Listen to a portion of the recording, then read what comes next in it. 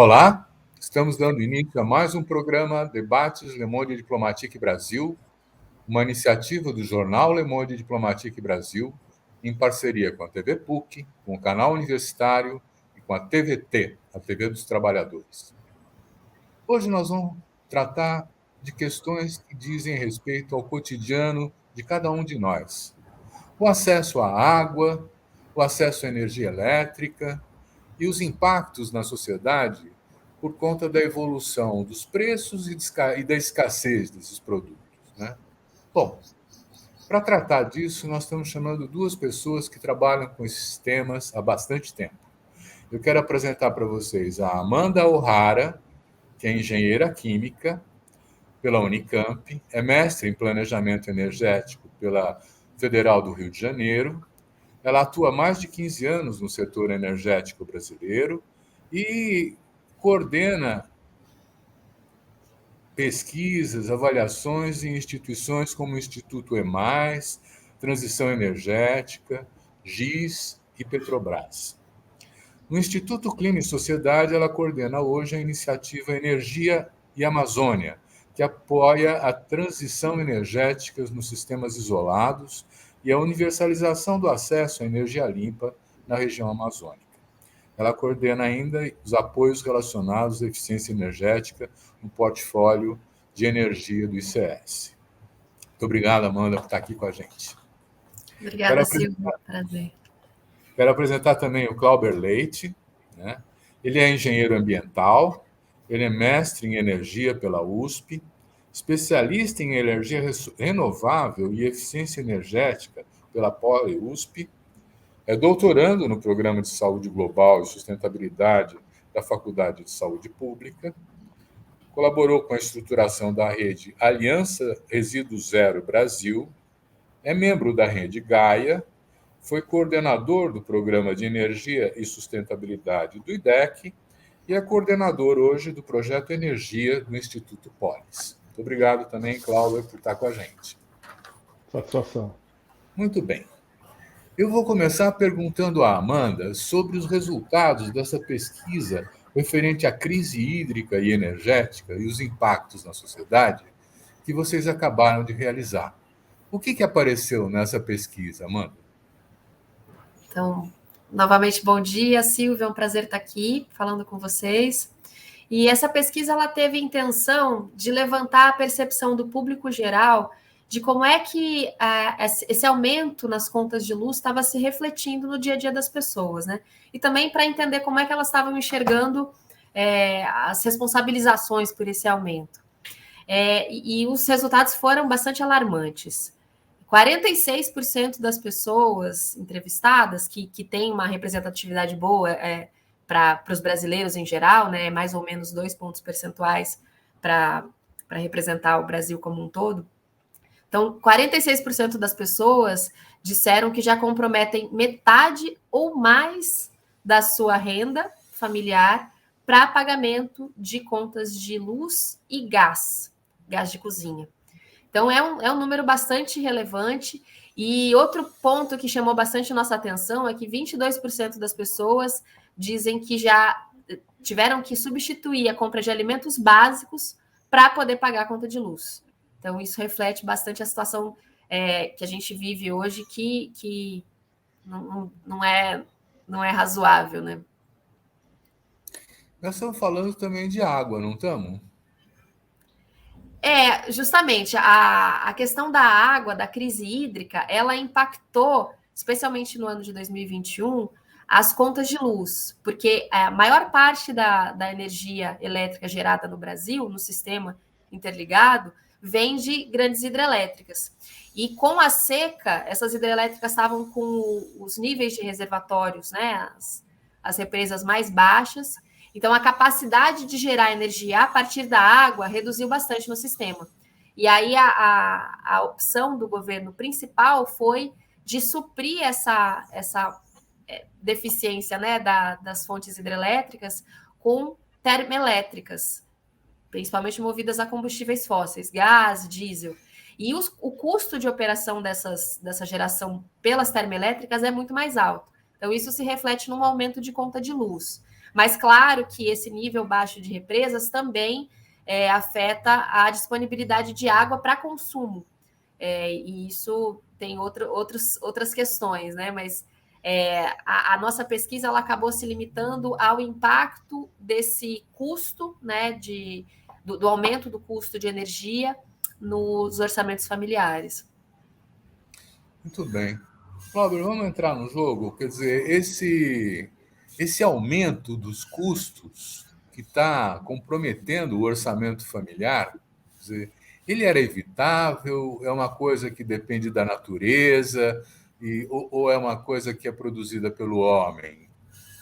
Olha, essa pesquisa que o Instituto Clima e Sociedade fez, junto com o IPEC, nos trouxe várias revelações, né? E uma reflexão que fica para a gente é que precisamos reconhecer primeiro a energia como um direito, a energia como um bem essencial necessário à nossa sobrevivência. Quando a gente vê pessoas, existem políticas públicas voltadas, né, para atender essas pessoas, com a chamada tarifa social, mas elas já não correspondem mais a essa demanda, essa necessidade que as pessoas têm hoje.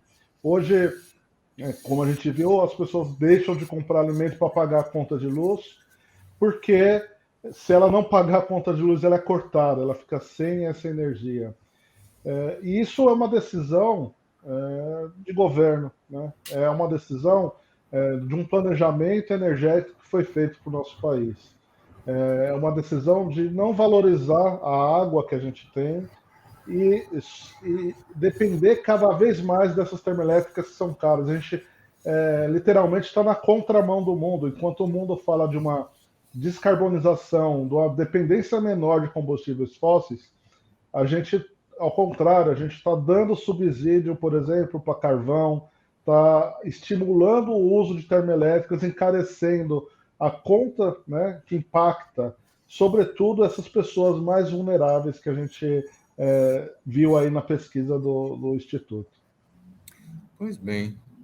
Amanda, a gente tinha uma matriz energética que era elogiada no mundo pelo fato dela ser limpa, né? Quer dizer, ela não gerar tanto carbono assim. O que aconteceu que foi mudando? A gente, ainda comparando com outros países do mundo, o Brasil ainda tem uma matriz majoritariamente suprida por energias chamadas renováveis, né? Que são essas que não emitem carbono na geração de eletricidade diretamente. Mas, assim, o sistema brasileiro ele foi pensado muito com base nas hidrelétricas. E desde 2001, quando a gente teve aquela crise do apagão, ainda lá no governo FHC, ali se percebeu essa necessidade de ter uma maior diversificação da matriz para garantir a segurança energética, né? Ali foi reflexo de um caminho, né? Houve uma mudança no setor elétrico e houve, por alguns anos, uma falta de investimento na geração. Só que aí, naquele momento, o que existia de opção tecnológica eram as térmicas. E acabou que isso ficou muito marcado, né? Quase como se fosse a solução única para, se você tem menos energia hidrelétrica, a gente tem a opção das térmicas. Só que tecnologicamente a gente já evoluiu bastante desde 2001, né? 20 anos para cá. Muita coisa aconteceu, e especialmente nos últimos 5 anos, a gente tem a disponibilidade das fontes solar e eólica, principalmente, que estão com custos de geração cada vez mais competitivos. Então, elas entram, né, nesse cenário podendo oferecer a segurança energética a um custo marginal, né? O custo, uma vez que você tem a instalação feita, o custo de geração é praticamente nulo. Então, a gente consegue garantir essa segurança energética diversificando e ainda mantendo a renovabilidade. Só que isso exige planejamento. E o que aconteceu no ano passado foi que a gente se viu numa situação em que a falta d'água foi mais intensa do que o planejamento tinha previsto para aquele momento, E aí o que tinha de opção para suprir ali eram as térmicas ou a redução do consumo. E a redução do consumo, a gente sabe que tem custos políticos associados, né? Então, você decretar um racionamento, por exemplo, você impacta a sociedade em geral, e isso tem seu custo político, que foi visto lá em 2001 e também em 2014, no governo Dilma, 2014 e 2015. E aí a opção que foi tomada no ano passado foi contratar o que havia de disponibilidade de geração, que eram fontes fósseis, que emitem mais. Então, a gente caminha, como o Clauber falou, na contramão do mundo, né? Por essa, eu não digo uma falta de planejamento, mas uma falta de atualização do olhar do planejador e da implementação, de fato, né, da expansão do sistema, considerando essas novas tecnologias disponíveis. Então, a gente acaba indo por um caminho de sujar nossa matriz e encarecer a geração elétrica, né? Mas tudo isso é reflexo do planejamento, do pensamento de planejamento no país, da eletricidade, e acaba se refletindo, no final das contas, na conta que cai para o consumidor. Tudo que aumenta de custo vai, no final das contas, se refletir numa redução do orçamento disponível para o consumidor. Exatamente isso, Amanda. Diga. Não, era só um ponto, assim, isso parece extremamente técnico e que não tem impacto, ou o impacto é só no meio ambiente. Não, isso está influenciando ali na ponta, né? O consumidor está deixando de comprar comida, né? As pessoas estão deixando de ter algum outro tipo de conforto para poder pagar a conta de luz, né? Então, a gente vê aumentos aí de 20% de tarifa, a gente vê o governo tomando empréstimo para pagar essas contas que vai durar aí por alguns anos ainda. Isso vai impactar diretamente ali no nosso dia a dia, na nossa vida, né? Então, é um assunto extremamente relevante, que às vezes passa desapercebido, mas isso é uma decisão de governo, né, que impacta diretamente a nossa vida. Cláudio, já que você está falando disso, quer dizer, eu entendo que a conta de luz tem muito imposto também, não tem? Quer dizer, nós estamos com um setor que foi privatizado ou é um setor público? Explica um pouco para a gente como é que é a lógica da precificação disso, vai? Nossa, assim, o sistema elétrico brasileiro é dividido em 3 eixos. A gente tem a geração, onde é feita a geração lá que a gente falou das térmicas, as hidrelétricas, a eólica. Tem a transmissão, que traz essa energia até os centros urbanos, né, onde tem o centro de consumo. E a distribuição, que é ali onde o consumidor paga a sua energia, ali onde ele tem esse relacionamento.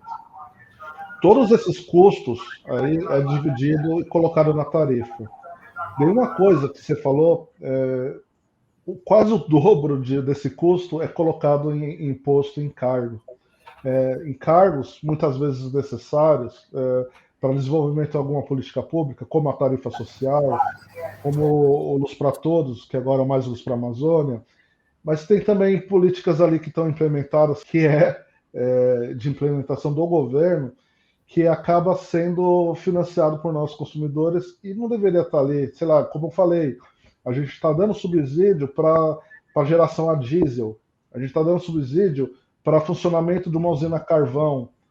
Isso é totalmente esquizofrênico, contraditório com o que a gente precisa, né? De uma energia barata, limpa, acessível, moderna. E não é isso que tem, infelizmente, acontecido. A gente não falou da energia nuclear, mas esse governo está falando em fazer Angra 3 e fazer mais, né? O que vocês veem isso?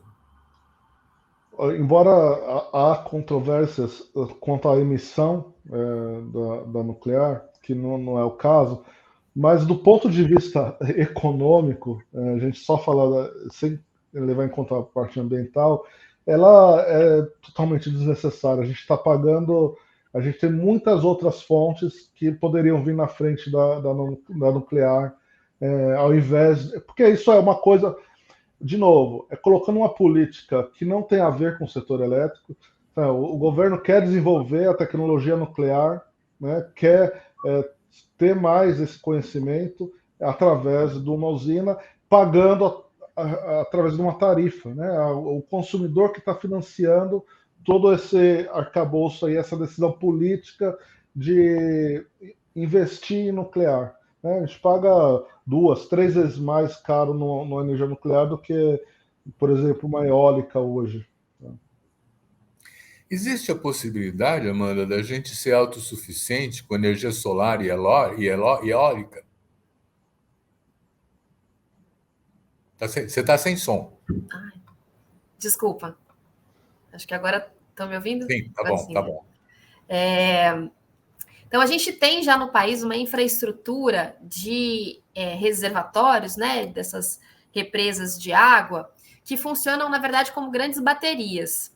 Então, isso coloca o Brasil numa posição diferenciada quando a gente pensa nessa inserção das novas fontes solar, eólica, essas tecnologias que usam recursos renováveis, né, para geração.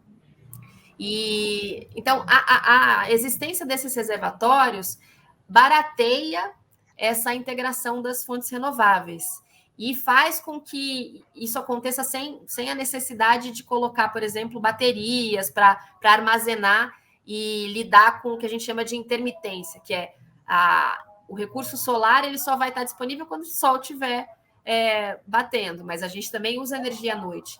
Então tem que ter alguma maneira de armazenar essa energia. E a mesma coisa com a eólica, né? Tem o vento, ele oscila ao longo do dia e não necessariamente no mesmo passo que o consumo. Agora, a existência desses reservatórios permite que essa intermitência seja compensada no sistema. Então, foi feito um estudo coordenado pelo ONS, né, o Operador Nacional do Sistema Interligado, e a EPE, que é o órgão do governo responsável por fazer os estudos que subsidiam o planejamento, ligado ao Ministério de Minas e Energia. E esse estudo ele indicou que se a gente dobrasse a demanda por eletricidade que existia no ano base ali, que era 2016, isso dá mais ou menos 2040,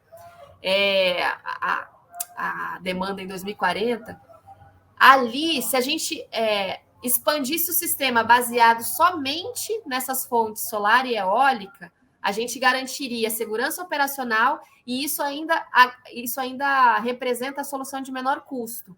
Ou seja, o que eu estou querendo dizer com esse tecniquez todo?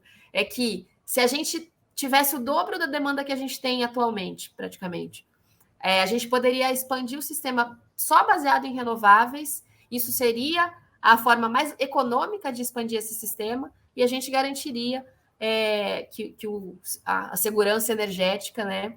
E ainda trazendo um ponto adicional, sem submeter o país a essas flutuações de preços de energéticos que a gente está vendo acontecer hoje no mercado internacional, né? Porque quando a gente usa combustíveis como diesel e gás natural, a gente depende do preço do diesel e do gás natural para gerar energia aqui. Se tiver mais caro, a gente vai pagar mais pela energia no final das contas, né? E uma guerra na Ucrânia, né, como a gente está vendo, está fazendo disparar os preços tanto de gás natural quanto de diesel. No caso da gente ter uma matriz mais baseada em recursos renováveis, a gente não fica tão suscetível a essas flutuações internacionais, meio que blinda, né, a nossa economia desses aumentos de custos imprevistos. Então, assim, não só é possível, como é interessante do ponto de vista econômico, sabe? Entendi. E esse avanço todo... Você completa, mas deixa eu colocar uma questão para você, que aí você incorpora. Claro, Nós estamos falando de um produto comercial ou nós estamos falando de um bem comum, quando a gente fala da eletricidade? E quais são as implicações de um e de outro, né? Sim. Acho que, só complementando da Amanda, a gente... essa capacidade de avanço com renovável, sem contar ainda o avanço tecnológico. A gente tem possibilidade de barateamento de baterias, né? A tendência era ficar mais barata, tem o hidrogênio, tem outras coisas que estão surgindo que vai compor ainda mais essa matriz e a gente fica cada vez mais dependente desse mercado, né, internacional. E o que é a discussão que a gente tem trazido agora ali no Polis, né? Que a energia não pode ser simplesmente ser tratada como a mercadoria, né? Ela é um bem essencial à sobrevivência. Então, a gente fala de uma quantidade mínima necessária para a sobrevivência das pessoas. Então, esse mínimo, né, que não está sendo mais atendido pela tarifa social, por exemplo, a tarifa social é um bem, né? Tem um desconto ali para as famílias do cadastro único, que ajuda as famílias, mas mesmo dentro desse nicho, se a gente pegar dados da ANEEL, a gente vê que 40% das pessoas ficam um mês sem pagar a conta, né? Quer dizer, ela está com alguma dificuldade de pagar o mínimo, mesmo com desconto, isso está sendo insuficiente. Então, a energia para essa população numa faixa mínima ali tem que ser garantida. Não pode ser tratada de qualquer forma, né? A energia a gente vê como que as pessoas usam a energia. Opa! Faixas mais ela como que faz? Ela usa isso para conservação de alimento, enquanto as faixas mais ricas estão usando para aquecimento de piscina, para climatização. Então, essa diferença do uso tem que ser levada em conta na política pública, né? Senão a pessoa pobre acaba ficando sem alimento, sem um banho quente, sem comunicação, que é diferente do uso para uma pessoa rica, para uma indústria, que é um uso diferente. Então, para essa pessoa, energia é um direito, né? É um direito para a sobrevivência dela. Muito bom. Qual porcentagem da energia consumida pelas pessoas físicas, pelos domicílios, e que outros usos da energia a gente tem? Você tem alguma informação sobre a distribuição de como é consumida essa energia? Se pela população, pela indústria, pelo agronegócio, como é que é? Olha, eu precisaria retomar os números, mas era cerca de 30, 40% é consumo residencial, né? Existe dentro da faixa de consumidores, existem algumas classes e por conta do número de consumidores ainda elevado o consumo. Mas dentro dessa faixa também de consumidores é onde há mais possibilidades também de fazer um uso correto da energia, né? A gente, quando fala de política pública na área de energia, a gente sempre está falando de aumento de oferta, né? Vamos colocar mais uma hidrelétrica, uma termoelétrica, solar, eólica, mas a gente tem uma oportunidade também de redução. A gente precisa usar a energia de forma mais inteligente, eficiente. A gente sabe, como eu tinha dito, a gente ainda usa muita energia para conservação de alimento. Isso é o que é? São as geladeiras.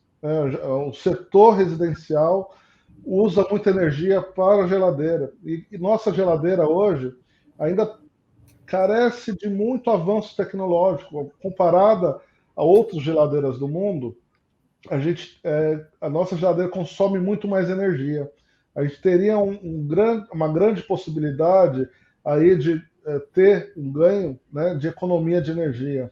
Outra coisa que basicamente só se faz aqui no Brasil é usar energia elétrica para aquecimento de chuveiro, né? É também um desperdício. A gente tem tecnologias baratas de aquecimento solar, por exemplo, daria para reduzir drasticamente essa demanda que a gente tem por energia elétrica e está sobrando mais energia para outros fins. Então, é um uso pouco eficiente da energia que a gente faz, que impacta também no meio ambiente, impacta também no nosso bolso. Bem-vinda, Amanda, de volta. Desculpa, deu um apagão aqui. Nós estamos falando sobre os consumidores, o perfil dos consumidores, né? O Glauber estava dizendo que em torno de 30%, 40% é domiciliar, é isso? É por aí mesmo. Na verdade, se a gente pensa no... que a gente tem dois mercados, né? A gente tem o mercado cativo e o mercado livre. E esse mercado que a gente participa como consumidores em geral, aí corresponde quase a 50% de toda a energia que é comercializada nesse mercado cativo residencial. Agora, quando você considera toda a energia e a compra direta, né, que só é permitida para grandes consumidores, é isso que o Clauber falou, em torno de 30% que representa o consumo residencial para o todo. E é bastante significativo, né? E a gente, ainda mais considerando que existe ainda, embora o Brasil seja um país quase com acesso universalizado de eletricidade, mas 99,5% das pessoas têm acesso à eletricidade, existe um consumo per capita muito baixo quando a gente compara com países desenvolvidos. Ou seja, existe uma demanda reprimida no país, seja por acesso inadequado ou não seja um acesso firme, né? Seja por conta do custo que a eletricidade representa para as pessoas, né? Então, ainda é um mercado de crescimento e a gente tem que pensar cuidado na expansão. Uma vez eu ouvi um comentário de que se eu decidisse, por exemplo, colocar umas placas solares no telhado da minha casa, né, eu ia ter problemas com a rede de transmissão, que não aceita muito esse tipo de prática. É verdade, Cláudio? Por alguns anos isso foi uma luta mesmo, uma dificuldade, mas no final do ano passado, início desse ano, foi sancionada uma lei que estabeleceu, isso é chamada geração distribuída, né? Então, estabeleceu algumas regras para isso, né? Então, existe sim a possibilidade de você fazer a placa solar. O problema maior é que você ainda continua dependendo da rede, né? A gente, como a Amanda falou, à noite a gente ainda vai precisar da energia que está sendo disponibilizada ali, porque a gente tem um consumo que é 24 horas. Então, no momento que a gente está gerando do dia, a gente está jogando para a rede. Depois a gente precisa pegar de volta. E para manter essa infraestrutura tem um custo. E até para fazer os ajustes da rede tem um custo. Então, essa foi uma briga real com as distribuidoras, né? Então, felizmente isso está resolvido. A gente hoje já tem a possibilidade. A agência reguladora, que é a ANEEL, vai rever essas regras e vai deixar um pouco mais claro isso. Então, a partir de janeiro desse ano, a gente já está sob a égide das novas regras, né? Então, cada vez mais facilitando isso. Mas, infelizmente, pelo preço que temos de baterias, a gente depende ainda muito da rede. Então, a gente faz essa instalação ainda chamada on-grid, né, na rede. Mas, quem sabe, no futuro, a gente possa reduzir tanto o custo da bateria que a gente possa ficar off-grid, porque a gente não dependeria mais da rede e conseguiria armazenar a energia produzida do dia para usar à noite sem ter nenhuma relação com a distribuidora. Isso pode ser uma possibilidade. Posso fazer uma complementação antes da próxima pergunta? Faz. O que a gente tem hoje no Brasil é que se você instala o seu painel solar no seu telhado e aquilo está gerando mais energia do que você consome no total, você não tem a possibilidade de vender isso. Então, o que está operando hoje no Brasil é esse sistema que é chamado de compensação, né, Cláudio? Que a nossa instalação ela tem que ser correspondente ao nosso uso, menos um consumo que é o obrigatório, que a gente tem que, de qualquer maneira, querendo ou não, se a gente está conectado à rede, a gente paga um consumo obrigatório para a distribuidora. E aí, se a gente consome mais do que isso, vale a pena ter um painel para descontar, né, essa energia no final do mês. No geral, especialmente agora que a conta de luz está tão alta, as tarifas tão altas, a atratividade desse tipo de opção está cada vez maior, né? O que acontece é o que o Clauber trouxe, né? Que agora a gente tem uma nova regulação, uma lei que opera sobre isso, que no futuro tende a reduzir os subsídios a esse tipo de opção, né? Porque hoje, você querendo ou não, você está ali conectado à rede, você tem os custos, o custo de operação da rede, ele é rateado por todos os consumidores que fazem parte ali. E se você você coloca o seu painel solar ali e deixa de pagar isso, você acaba aumentando o custo a ser rateado pelos outros consumidores que não têm essa condição, né? Você veja, quer dizer, dessa forma a gente está tratando realmente a eletricidade como uma mercadoria. Você fala em custos, em ratear, em distribuir. Eu lembraria aqui, por exemplo, que durante o governo Lula nós tivemos o programa Luz para Todos, que foi um programa que eu não sei quantos atingiu, vocês devem saber melhor que eu, né? Mas foi importante e foi um subsídio, não foi cobrado nada, né, do beneficiário final que teve a sua luz ligada, que não tinha luz antes, né?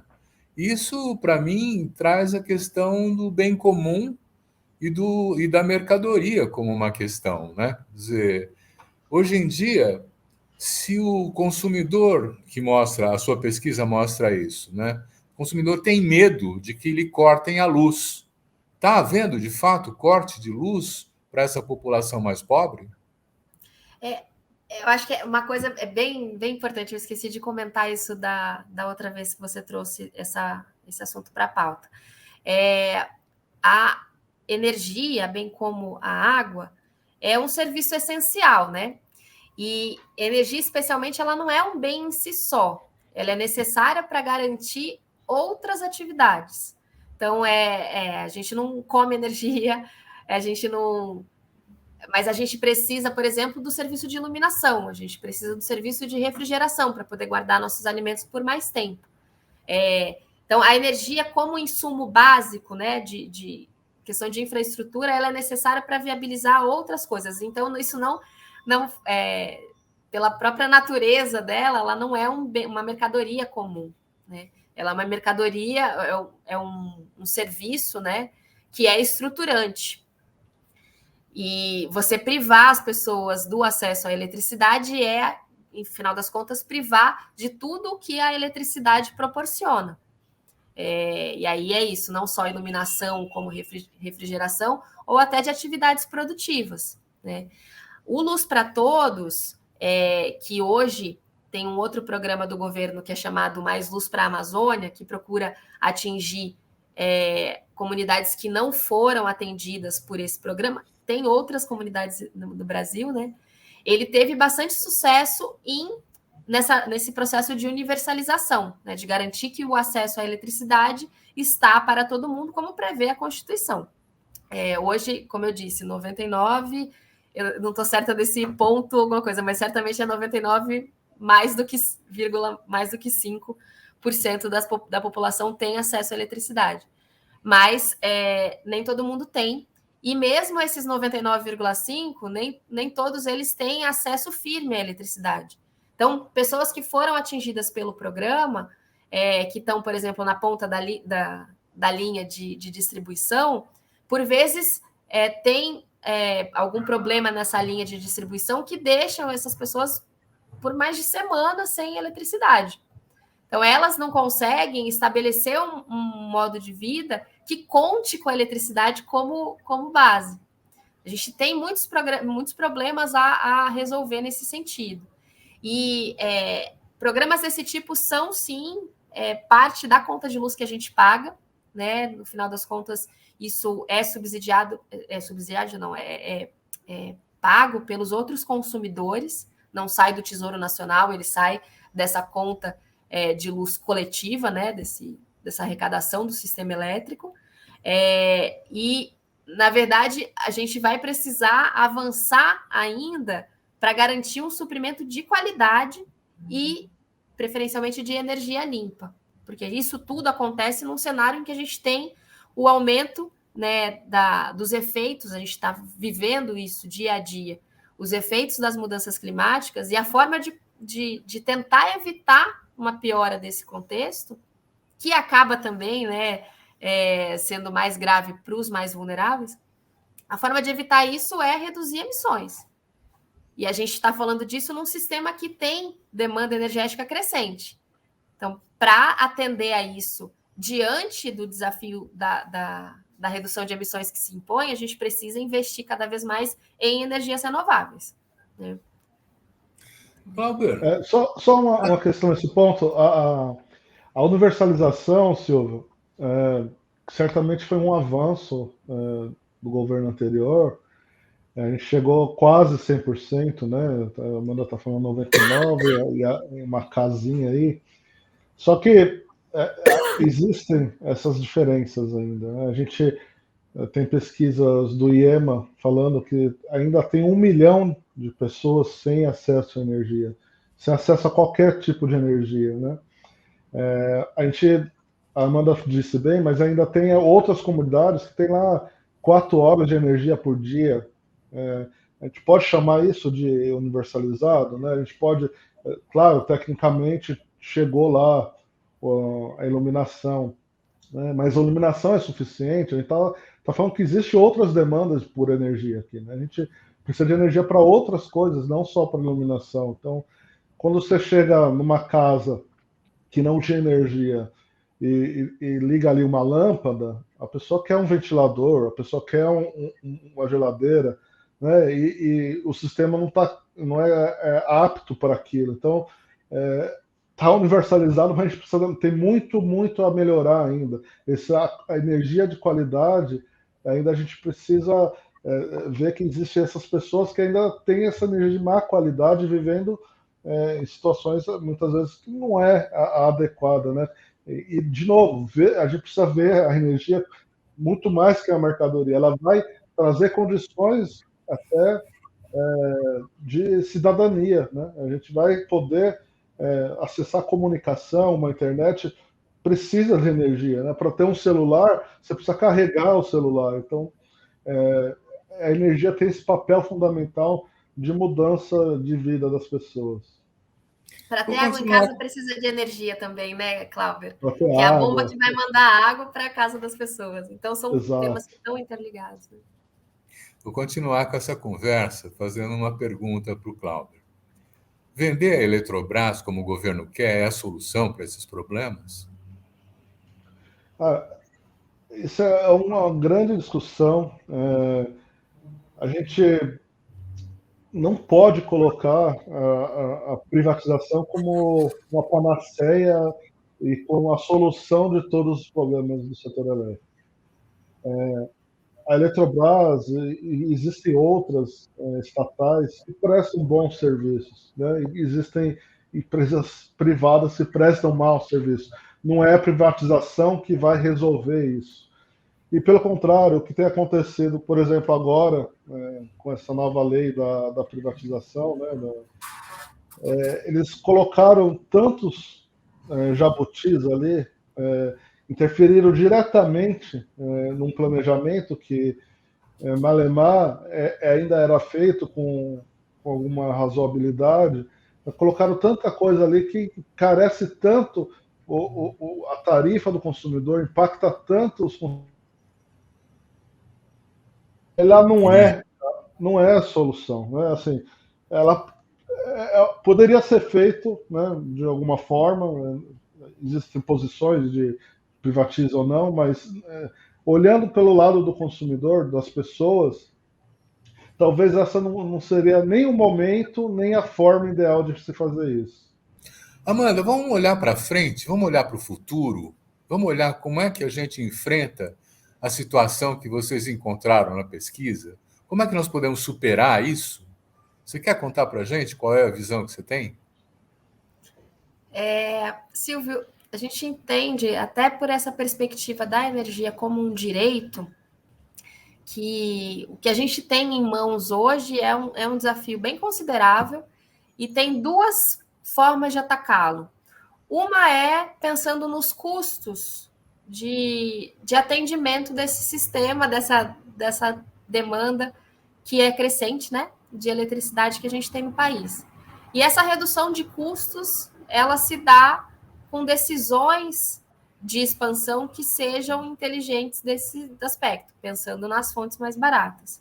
Então, nós, como Instituto Clima e Sociedades, defendemos que a forma é modernizar as regras do sistema para que cada vez mais as renováveis sejam a base para sua expansão.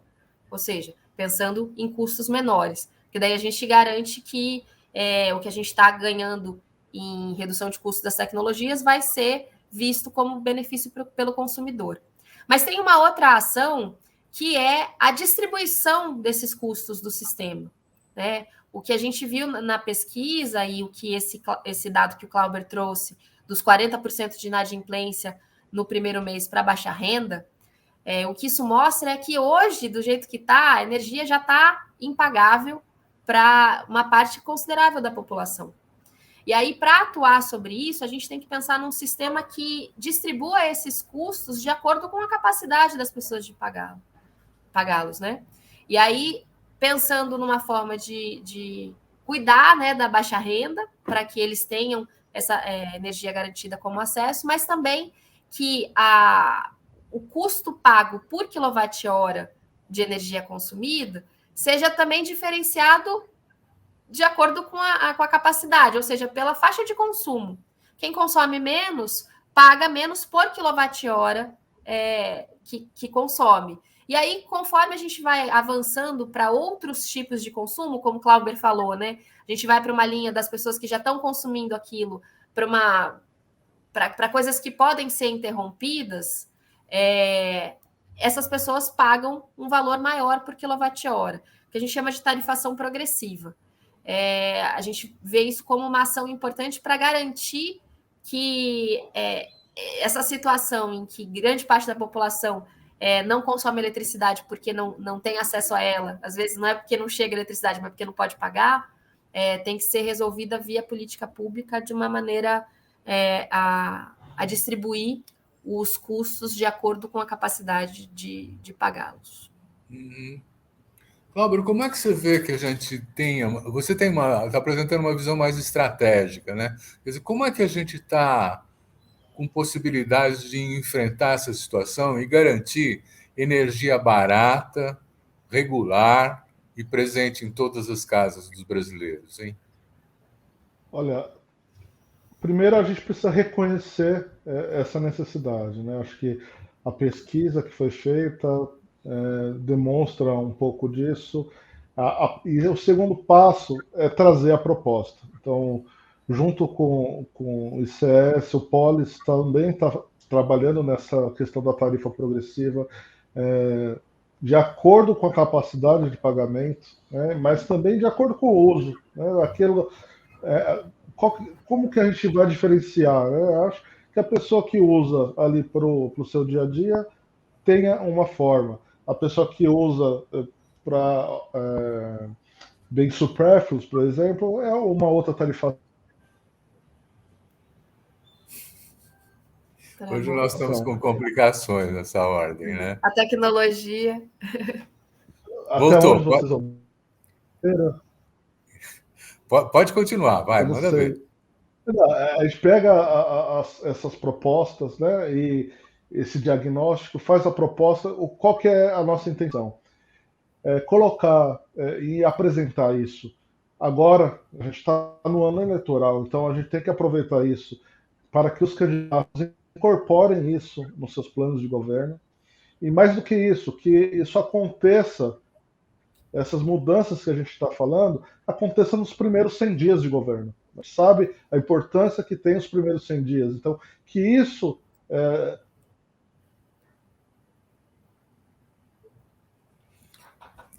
As propostas estão sendo... Uma tarifação que beneficie os mais pobres tem que acontecer nesses primeiros 100 dias de governo. Quer dizer, a O problema solução é é só agora. a tarifa progressiva? Tem outras coisas também ou não? Olha, a gente precisa. A Amanda falou bem, deixa ela também completar. Mas a questão da modernização do setor, a gente precisa. A gente está num modelo que já não corresponde à realidade. Então, a gente precisa modernizar o consumidor, poder escolher sua fonte. É um avanço, né? Separar o que é distribuição do que é energia, o que é encargo. O consumidor precisa saber o que está pagando, né? Então, existem alguns avanços primordiais para que isso aconteça. E que estão, tá importante comentar disso agora, né? Então, parte desses avanços são contemplados pelo PL 414, que está hoje no Congresso Nacional, está aguardando para entrar em pauta. Existe essa expectativa de que isso vai acontecer. Isso é meio que um passo necessário para a gente começar esse processo todo, sabe, Silvio? Então, acho que eu diria que a aprovação desse PL 414, que é a da modernização do setor elétrico, é o primeiro passo. Mas uma atenção aí, né, Amanda? Fontes que barateiam. Oi, desculpa. Mas precisando ter atenção dos jabutis que já estão aparecendo. Evitando os jabutis que comprometam, como aconteceu aí já no passado, né, em outras leis, a gente chegar aqui com emendas que descaracterizam completamente e acabam indo numa direção contrária ao benefício que aquele projeto de lei poderia trazer, né? Mas aí, e eu acho que é isso, é pensar sempre em opções que vão baratear na verdade, não só baratear o custo de geração, mas transferir isso de uma maneira adequada para o consumidor. A gente fala do ponto de vista de política pública, né? Sempre em mudanças estruturais. Hoje em dia é o que a gente tem que cada vez gritar mais alto para que aconteçam rápido e evitar os retrocessos que a gente tem vivenciado. Quer dizer, se eu entendo bem, a gente tem que fechar as termoelétricas, né? A gente tem que botar uma lente sobre a energia nuclear para ver se ela convém mais ou não, né? E fortalecer o eólico e o solar, é isso? E a eficiência energética, que existe um espaço enorme de ganhos em eficiência, ou seja, consumir a energia melhor, né? Gastar menos energia para ter a mesma função, por exemplo, uma lâmpada que consome menos eletricidade, um equipamento na indústria que consome menos eletricidade para fazer a mesma coisa. Existe no Brasil um setor aí gigantesco de eficiência que pode gerar muitos empregos, inclusive, aumentar, né? Atacar também esse problema que a gente tem hoje, que é o desemprego na sociedade brasileira, com investimentos que são de base, né? São estruturais para melhorar o consumo dessa energia, ter equipamentos melhores para consumir melhor, gastando menos energia, né? Mas a gente precisa tratar isso, renováveis, eficiência energética e essa revisão no caso da eficiência, Amanda, eu concordo plenamente contigo, e a gente precisa tratar a eficiência como uma política estruturante. Porque quando se fala em redução de consumo, a gente já liga, fala racionamento, crise econômica. Não, o racionamento às vezes acontece, em algum momento crítico, mas uma política de eficiência energética tem que ser contínua. A gente tem que buscar esse melhor uso a todo momento e não deixar só para momentos de crise, porque daí a gente vai trocar lâmpadas, por exemplo, no momento de crise, mas a gente não vai pensar que aquilo está sendo benéfico por um longo prazo. A gente vai associar sempre para aquele momento de crise. Então, os governos ficam relutantes de fazer uma política de eficiência por conta disso, né? A gente liga isso à crise e aí fica com aquela pecha de que houve apagão, houve racionamento. Quer dizer, nós temos que esperar apagões num futuro próximo ou não? Olha, São Pedro, a gente encheu bastante os reservatórios, mas tudo indica que novamente a gente vai começar a esvaziar os reservatórios e em breve, passando o período de chuva, a gente vai estar falando de novo ou de mais acionamento de térmica, né? Então, é um encarecimento das tarifas. Então, embora não haja um apagão, mas é um apagão velado, né? Porque você está pagando 3, 4 vezes mais pela sua energia. Então, o que é melhor, né? O que está acontecendo? Isso acaba sendo um apagão, né, às escondidas, via tarifa. Então, se nada for feito, pelo andar da carruagem, o reservatório vai baixar de novo e a gente vai ter novos acionamentos de térmicas, novos empréstimos aí para o setor elétrico e encarecimento de tarifa. Manuel, suas últimas considerações. Nós estamos concluindo o programa. Por favor, diga aí como é que você vê a evolução dessa situação para nós. Bom, primeiro, só agradecer aqui a oportunidade de estar nessa conversa. Acho que trocas muito ricas sempre, né, com o Clauber, e poder deixar isso como registro aqui é uma grande satisfação. E assim, como o Clauber disse, né, se temos que nos preparar para novos apagões, propriamente dito, eu não acho que seja o caso. Eu acho que a gente já devia estar discutindo a coisa de um outro nível, e a gente tem condições, né? A gente vive no país que é abundante em recursos naturais, de todos os tipos, mas especialmente nesses que hoje podem ser a base para a nossa expansão. Eles estão na abundância e são baratos. Então, um país que tem tanta energia disponível barata não pode pagar uma conta de luz tão cara. E aí, o apelo, né, as considerações finais que eu trago aqui são que cada vez mais as pessoas cobrem esse posicionamento do governo, porque isso que a gente vê refletido, essas contas altas, são decisões estratégicas. Essas decisões estratégicas têm que ir num outro sentido, de barateamento, não de aumento. Então, quais são as posições dos candidatos que vão estar agora, né, na arena eleitoral? Como é que eles preveem essa expansão? Acho que a gente tem que estar atento para isso e cobrar posicionamentos. E especialmente dessa mudança de contexto, né? As mudanças climáticas, elas levam ao agravamento de crises hídricas, como a gente viveu no ano passado, e elas têm que ser consideradas no planejamento de todos os setores, não só do setor elétrico, mas também no setor elétrico. Então, deixo esse chamado, né, para que as pessoas fiquem atentas às propostas dos candidatos, que considerem energia como o serviço essencial, como um direito do cidadão. Muito bom. Eu quero agradecer muito a Amanda O'Hara, do Instituto Clima e Sociedade, ao Glauber Leite, do Instituto Polis, pelo importante papo esclarecedor que a gente levou para os nossos telespectadores, e agradecer você também que nos assiste, dizendo que semana que vem tem mais.